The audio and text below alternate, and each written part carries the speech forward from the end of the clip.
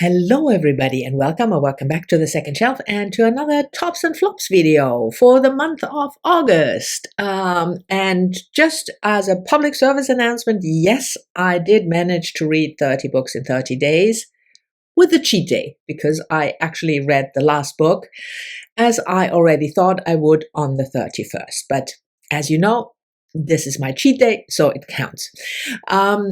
With 30 books, it was not that easy to come up with only 5 books to talk about, even though I have to say it was more difficult with the 3 tops, because I always, if you're new to my channel, tops and flops is looking back at my reading month and picking 3 books that I thought were really top and 1 or 2 books that I thought were not that good.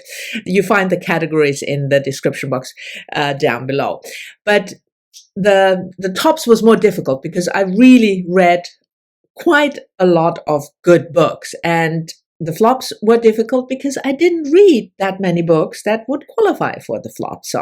But anyway, let's get on with it for the month of August, starting as always with the tops, and within the tops, starting as always with the book that surprised me the most.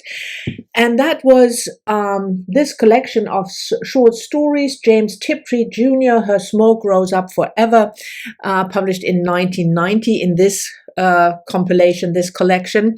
The Tiptree died in the 1980s. She was, if you don't know, this is a pseudonym, nom de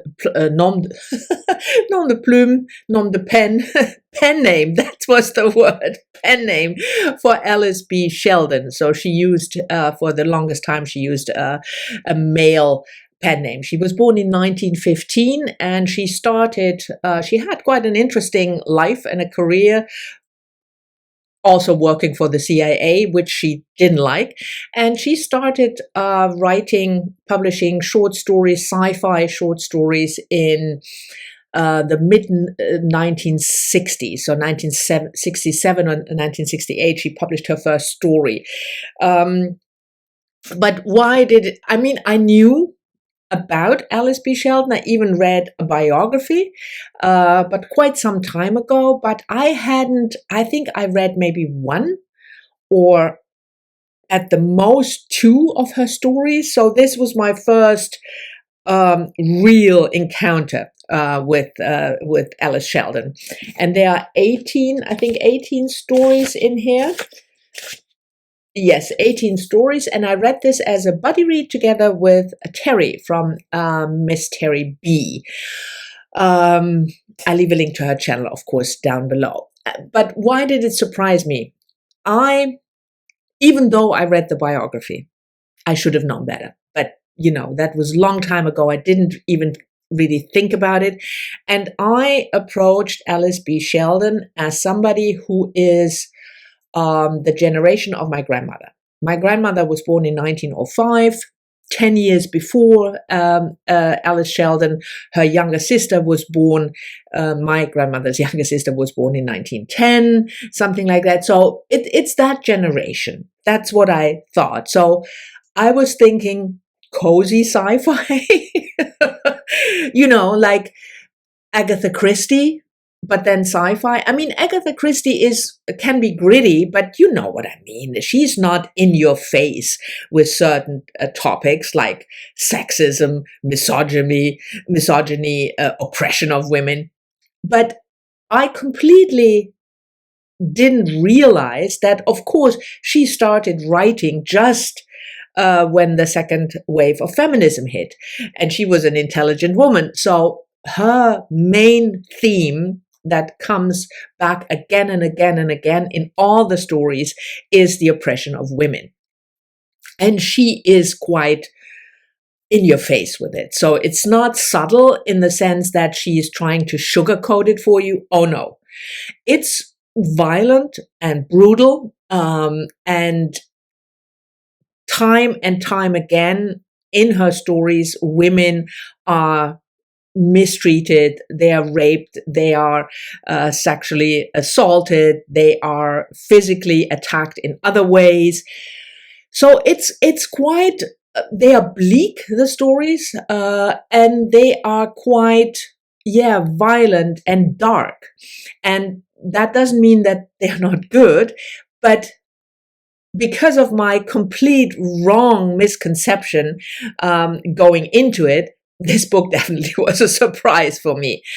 I will say, if you have never read James Tiptree and you like reading sci-fi, you certainly, I would recommend reading her. But given the fact that her stories are so dark, I would recommend taking it slow. I felt that 18 stories in a month, that's a story, more than a story every day, was a bit much. Because time and time again, to be confronted with that sort of violence, I think I want, and I don't, I mean, I think sometimes, but I want to reread some of the stories because I feel that I did not, they blur together a little bit because they always have the same theme, or most of them have a similar theme, let's put it like that. And I felt that the plot, the story aspect of the story didn't get as much attention from me as they deserve. So I will certainly reread a couple of them. There are also longer ones like Houston, do you read? Those stories, some of them are almost novella length, 60, 70 pages. So it was a surprise, and it was, I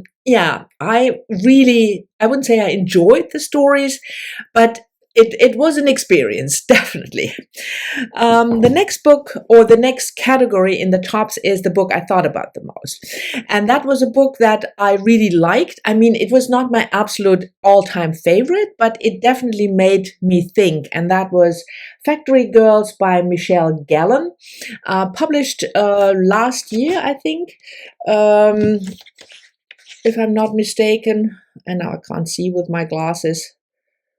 Last year anyway. Doesn't really matter. Recently published, and it was a birthday gift from Heidi from my reading life. She gifted this to me because she really liked it, and we read Trespasses, not together, but we both read Trespasses by Louise, I think her first name is Kennedy, and we didn't like it. We thought it was, and this is a similar setting, I should say, in the Troubles. Michelle Gallen is an Irish author, contemporary author, but the book is set towards the end of the Troubles over the summer of 1994, and Trespasses is also set during the Troubles and focusing on a young girl. And it didn't work for me at all. But this one, the group of girls, there's one girl, Maeve, at the center, but she has the group of her friends, Carolyn and Eva, and then she befriends another young woman or younger woman, Fidelma, when all three girls take up summer jobs in a factory making shirts. And there's a whole story about what happens in the factory, and but I'm not gonna spoil the plot for you. But I was thinking about this book because it is very funny. She is a young woman just out of high school, wanting to enter university, so she is a teenager almost still. So she has this attitude, conquering the world. There's this language of that you would expect from a woman that age, but underneath it all are the troubles and the bombing and people dying, even though it's the end, but she has lived her whole life in that circumstance. She doesn't know peacetime. And the fact what that means and how various people deal with it, how her mother deals with it by being remote, how she deals with it by trying to be feisty and funny, and but her sister committed suicide because she couldn't deal with the violence. So this idea of how the circumstance, the context of her life really informs everything, influences everybody around her. And also because I'm a writer, I was interested in how Michelle Gallen tackled this subject. It's a bit so she chose to not put the violence in the forefront. It's more, an undercurrent, but constantly mentioned and covered up, as it were, with this kind of, funny language and the kind of young woman wanting to be the hilariousness of her, how she talks about and how she makes fun of everything. That is the cover up of it all. So that's how Michelle Gallen chose to present this environment. And I thought that was really interesting, and it made me think, and it's a good story about the factory and what's wrong there. But that undercurrent was why I thought about this book so much. And then the last category, as always, is the best nonfiction. And that was really difficult because I read a ton of really, really good nonfiction. But in the end, I picked, and you're probably not surprised if you follow my channel and watched earlier recent reads videos, I picked this, Gail Crowther, 3 Martini Afternoons at the Ritz, The Rebellion of Sylvia Plath and Anne Saxon. So it's not that big, Heidi. It's not that big, and the font is huge, so it's not the 1,200-page biography of Sylvia Plath that you hated, Red Comet. So it might be worth a try, but it is a combined biography of Sylvia Plath and Anne Saxon.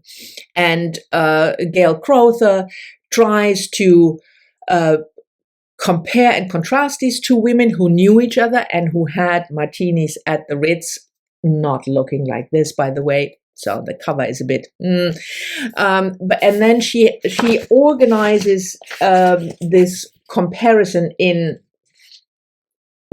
themes, going chronologically through the lives of these two women who both died relatively young, committing suicide. So it's rebels, early days, marriage, writing, and I thought it was fascinating. The way the feminist approach that Gail Crowther took really, really spoke to me, and how what they had to deal with, these two young poets in their life, the sexist environment, especially when it comes to female poets. Both were born in the roughly around 1930, so they became poets in the 50s and 60s. And the way they dealt with marriage, with children, with mental health issues, I thought it was fascinating. And it really opened the lives of those two women for me, and what also the friendship meant to them. They were not close friends in the sense that they, would call each other every day, or not at all. And they were competitors also. But yeah, I thought this was a really, really fascinating way of entering the lives of these two women. So I absolutely adored this book. So those are the 3 tops for the month of August. And then, of course, as you know, on to the flops. And as I explain in the show notes below, can be a book that I really hate, but it can also be a book that I thought was, nah, not really. And the 2 that I picked this time are both falling in that latter category of nah, not really. And the first one, and they're both nonfiction, I have to say. The first one is a short little book by Amina Kane, A Horse at Night on Writing. And this book was published